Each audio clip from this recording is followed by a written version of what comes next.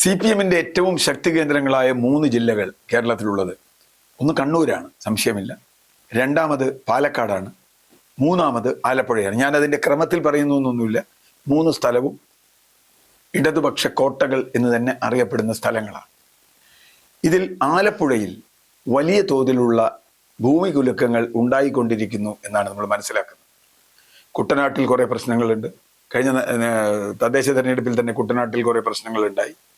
കഴിഞ്ഞ ലോക്സഭാ തെരഞ്ഞെടുപ്പിൽ ഇടതുപക്ഷത്തിൻ്റെ വോട്ട് വലിയ തോതിൽ BJP ചോർത്തി കായംകുളം പോലെയുള്ള മണ്ഡലങ്ങളിൽ നിന്ന് അവർക്ക് 3-ാം സ്ഥാനത്ത് വരെ വരേണ്ടി വന്നു.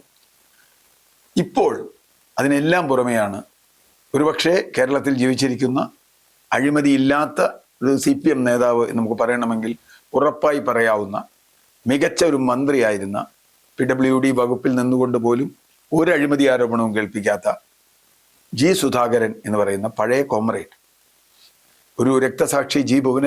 ഭുവനേന്ദ്രൻ്റെ സഹോദരൻ കൂടിയാണ്.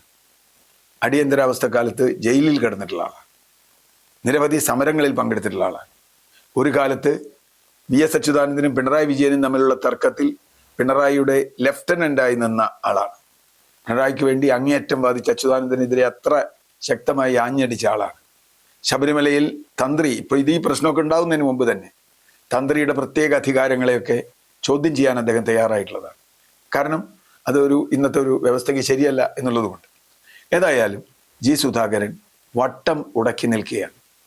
G. സുധാകരൻ്റെ ഒരു ഫേസ്ബുക്ക് പോസ്റ്റാണല്ലോ തുടക്കം. അതിൽ അദ്ദേഹം വളരെ വ്യക്തമായി പറയുന്നുണ്ട് എത്ര തവണ താൻ അപമാനിക്കപ്പെട്ടു. പാർട്ടിയിലെ കുട്ടി സഖാക്കൾ പോലും സുധാകരനെതിരെ വലിയ പോസ്റ്റ് ഇടുന്നു, സുധാകരനെ തെറി വിളിക്കുന്നു. ഇത് ഒരു കാലത്തും സുധാകരനെ പോലെ ഒരാൾക്ക് സഹിക്കാൻ പറ്റില്ല. ഇത് തടയാൻ ജില്ലാ നേതൃത്വമോ സംസ്ഥാന നേതൃത്വമോ ശ്രമിച്ചില്ല എന്നാണ് സുധാകരൻ്റെ പ്രധാന വിമർശനം. മാത്രമല്ല, ഏറ്റവും ഒടുവിൽ സുധാകരൻ്റെ സ്ഥാനാർത്ഥിത്വം സംബന്ധിച്ച ഒരു ചോദ്യം വന്നപ്പോൾ സംസ്ഥാന സെക്രട്ടറി MV ഗോവിന്ദൻ വളരെ മോശപ്പെട്ട രീതിയിൽ ഒരു ചിരി ചിരിച്ചു എന്നാണ്, പുച്ഛിച്ച് തള്ളി എന്നാണ്. അതാണ് എല്ലാവരും ചിരിക്കുകയൊക്കെ ചെയ്തു. അത് കേട്ട ആളുകൾ ചിരിക്കുകയും ചെയ്തു. സുധാകരനെ വല്ലാതെ വേദനിപ്പിച്ചു. അടിയന്തരാവസ്ഥയുടെ 50-ാം വാർഷികം ആഘോഷിക്കുമ്പോൾ, അതിനെതിരായിട്ടുള്ള 50-ാം വാർഷികം ആഘോഷിക്കുമ്പോൾ ആലപ്പുഴ ജില്ലയിൽ അടിയന്തരാവസ്ഥയ്ക്കെതിരെ സമരം ചെയ്ത് ജയിലിൽ കിടന്ന ഒരേ ഒരാൾ സഖാവ് എന്ന നിലയിൽ തന്നെ വിളിച്ചില്ല എന്ന പരാതി അദ്ദേഹത്തിനുണ്ട്. സംസ്ഥാന കമ്മിറ്റിക്കും മറ്റു പലർക്കും പരാതികൾ അയച്ചു. താൻ പങ്കെടുക്കേണ്ടത് തന്നെ താഴ്ത്തി വയസ്സ് കൂടുതലായി എന്ന് പറഞ്ഞ് താഴ്ത്തി ഒരു ബ്രാഞ്ച് കമ്മിറ്റിയിലിട്ടു, ജില്ലാ കമ്മിറ്റിക്ക് കീഴിലുള്ള ബ്രാഞ്ചിൽ.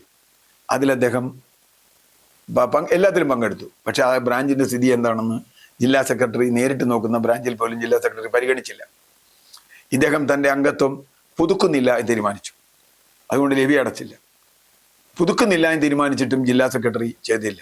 ഫേസ്ബുക്ക് പോസ്റ്റ് വരികയും തെരഞ്ഞെടുപ്പ് അടുത്ത് വരികയും ചെയ്തപ്പോഴാണ് പെട്ടെന്ന് സഖാക്കൾക്ക് ബോധം വന്നത്.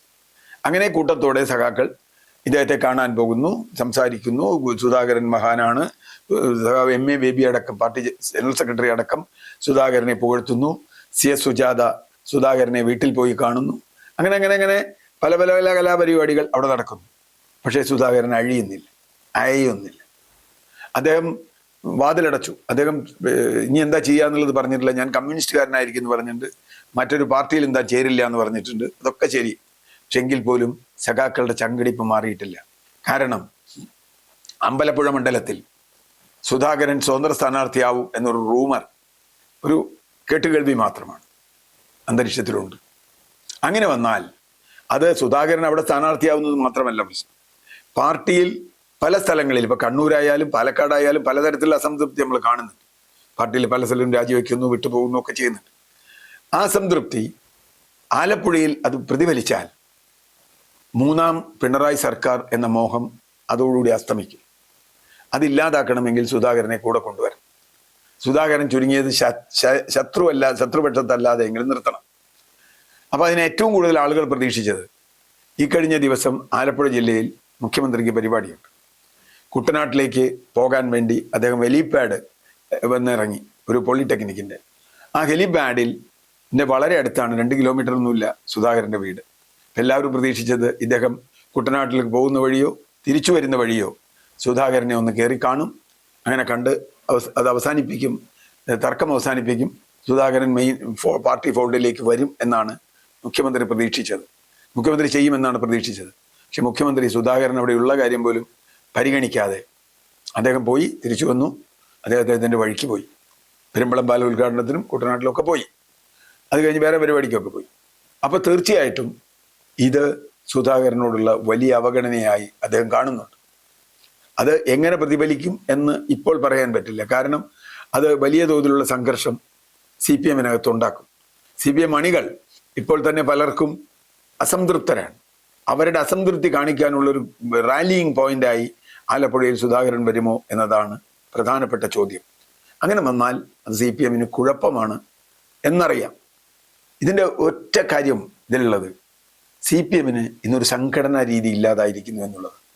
മുമ്പ് ഇങ്ങനൊരു സംഭവം ഉണ്ടാകുമ്പോൾ ജില്ലാ സെക്രട്ടറിയോ സംസ്ഥാന സെക്രട്ടറിയോ അല്ലെങ്കിൽ അവർ ചുമതലപ്പെടുത്തുന്ന ആരെങ്കിലുമോ നേരിൽ പോയി കണ്ട് ഒരു സംഘടനാ പ്രശ്നം പറഞ്ഞു തീർത്ത് സുധാകരനെ പോലെ ഇത്ര കാലത്തെ അനുഭവമുള്ള പരിചയമുള്ള 63 കൊല്ലം പാർട്ടി മെമ്പറും 40 കൊല്ലത്തിലധികം സംസ്ഥാന കമ്മിറ്റി മെമ്പറുമായിരുന്ന ഒരാളെ ഇങ്ങനെ അനാഥമായി വിടുകയില്ലായിരുന്നു. ഇപ്പോൾ പാർട്ടിക്കൊരു സംഘടനയില്ല. പേരിനൊരു സെക്രട്ടറി ഉണ്ടെങ്കിലും ആ പാർട്ടി സെക്രട്ടറിക്ക് ഒന്നിൻ്റെ പേരിൽ നിയന്ത്രണമില്ല. സംഘടന ഒരു വ്യക്തിയിൽ കേന്ദ്രീകരിച്ചിരിക്കുന്നു എന്നതാണ് പ്രശ്നം. ആ വ്യക്തി പോയി കണ്ടാൽ മാത്രമേ ഇത് മാറൂ. ആ വ്യക്തിക്ക് താല്പര്യമില്ലെങ്കിൽ സംഘടന പൊളിഞ്ഞു പോകും. അതുകൊണ്ട് CPM-ന് വലിയ ഭീഷണി ഉയർത്തിക്കൊണ്ടാണ് സുധാകരൻ ഇപ്പോൾ നിൽക്കുന്നത്. ആ അവസ്ഥ തുടർന്ന് അത് ഇലക്ഷനിലെ ഘട്ടത്തിലേക്ക് എത്തിക്കഴിഞ്ഞാൽ അത് CPM-ന് ഗുണകരമായിരിക്കില്ല എന്നേ പറയാൻ പറ്റും.